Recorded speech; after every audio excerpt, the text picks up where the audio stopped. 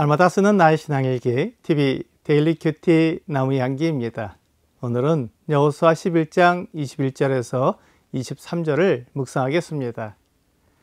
그때 여호수아가 가서 산지와 헤브론과 드빌과 아납과 유다 온 산지와 이스라엘의 온 산지에서 아낙 사람들을 멸절하고 그가 또 그들의 성읍들을 진멸하여 바쳤으므로 이스라엘 자손의 땅에는 아낙 사람들이 하나도 남지 아니하였고 가사와 가드와 앗솥에만 남았더라.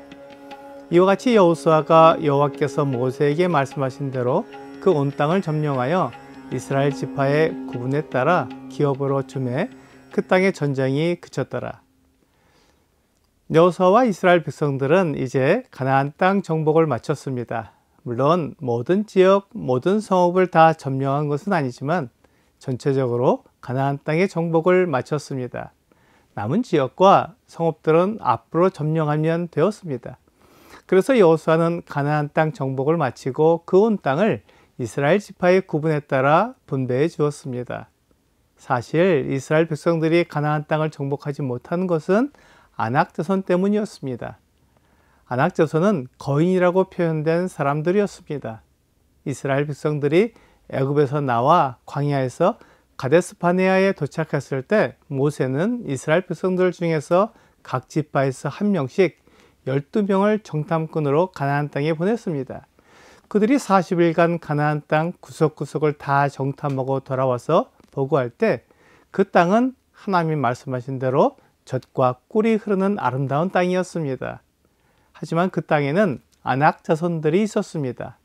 민수기 13장 27절부터 29절은 모세에게 말하 이르되 당신이 우리를 보낸 땅에 간즉 과연 그 땅에 젖과 꿀이 흐르는데 그것은 그 땅의 과일이니이다. 그러나 그 땅 거민은 강하고 성읍은 견고하고 힘이 클 뿐 아니라 거기서 아낙 자손을 보았으며 아말렉이는 남방 땅에 거주하고 헤딘과 여부스인과 아모리인은 산지에 거주하고 가나안인은 해변과 요단가에 거주하나이다 라고 말씀하고 있습니다. 그들은 아낙 자손 때문에 가나안 땅에 들어가기를 주저했습니다. 그들은 거인이었고 힘이 셌기 때문에 가나안 땅에 들어가 그들과 전쟁을 하게 되면 반드시 질 것이라고 생각했습니다. 이스라엘 백성들은 하나님과 함께 있지만 눈에 보이는 강하고 힘센 아낙 자손 때문에 하나님을 믿는 믿음을 잃어버린 것입니다. 사실 아낙 자손은 하나님과 비교하면 결코 강한 민족이 아니었습니다. 물론 이스라엘 백성들의 힘으로는 그들을 이길 수 없겠지만 하나님과 아낙 자손을 비교한다면 하나님이 훨씬 크신 분입니다. 하나님은 이 세상을 만드신 분이고 아낙 자손도 만드신 분이기 때문에 그들이 아무리 강하고 힘이 세다고 해도 하나님보다는 크지 못합니다. 그래서 이스라엘 백성들이 하나님을 믿고 의지한다면 아낙 자손이 있더라도 하나님이 그들을 이기게 해주실 것입니다. 하지만 이스라엘 백성들은 하나님을 믿지 못했고 눈에 보이는 아낙 자손 때문에 하나님이 주시겠다고 약속하신 가나안 땅에 들어가지 않았습니다. 그래서 이스라엘 백성들은 광야에서 40년 동안 지내야 했습니다. 그동안 하나님을 의심하고 가나안 땅에 들어가지 않은 애굽에서 나온 이스라엘 백성들은 모두 죽었고 광야에서 태어난 새로운 세대의 시대가 되었습니다. 하나님은 모세도 가나안 땅에 들어가지 못하게 하시고 다만 여호수아와 갈렙이 이스라엘 백성들을 이끌고 들어가게 하셨습니다.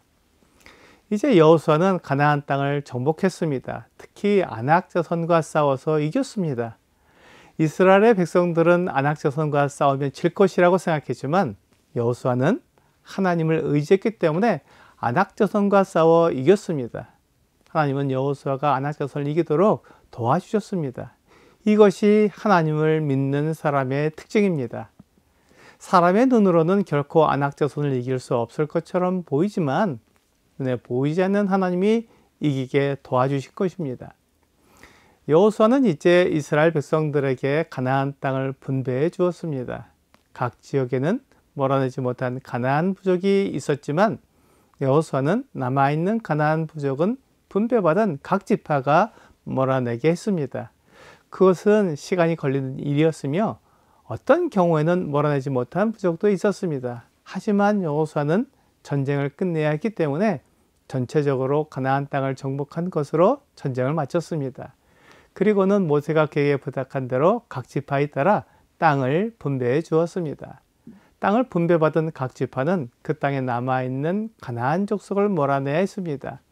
그렇지만 어떤 지파에게는 그 일이 너무나 힘든 일이었고 불가능한 일이 되었습니다. 특히 블레셋의 가드와 가사와 아솥에 있는 블레셋 자손은 몰아내지 못했고 계속해서 이스라엘 백성들의 가시와 어려움이 되었습니다. 블레셋 사람들은 주전 12세기경에 크레타 지역에서 가나안에 와서 정착한 사람들로 보입니다.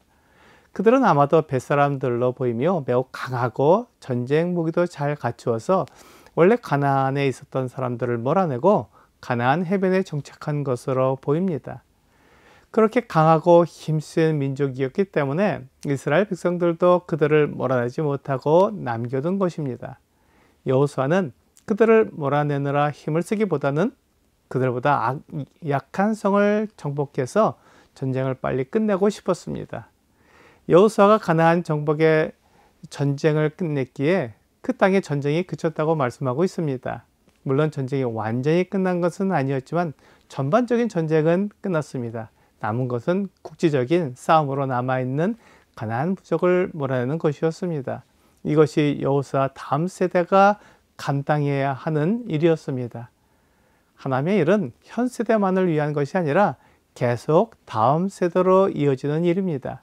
그렇기 때문에 지금 일을 하고 있는 사람들은 다음 세대가 이 일을 이어받아 계속할 수 있도록 다음 세대를 일으켜야 합니다.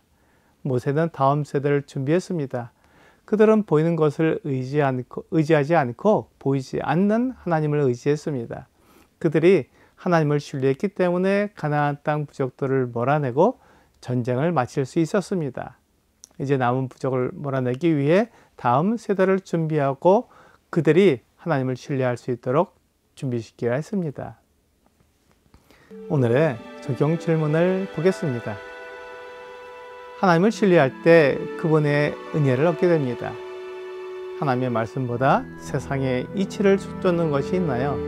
있다면 어떻게 바꿔야 할지 적어보세요. 애굽에서 나온 이스라엘 사람들은 하나님의 말씀보다 세상의 이치를 따랐습니다. 그래서 아낙 자손을 보았을 때 가나안 땅에 들어가지 않았습니다. 하지만 여호수아는 가나안 땅을 정복할 때 아낙 자손을 이겼습니다. 하나님을 신뢰했기 때문이었습니다. 오늘 세상의 이치와 가르침보다는 하나님의 말씀을 따름으로 이 세상을 이기는 여러분과 제가 되기를 주 예수님의 이름으로 기도합니다.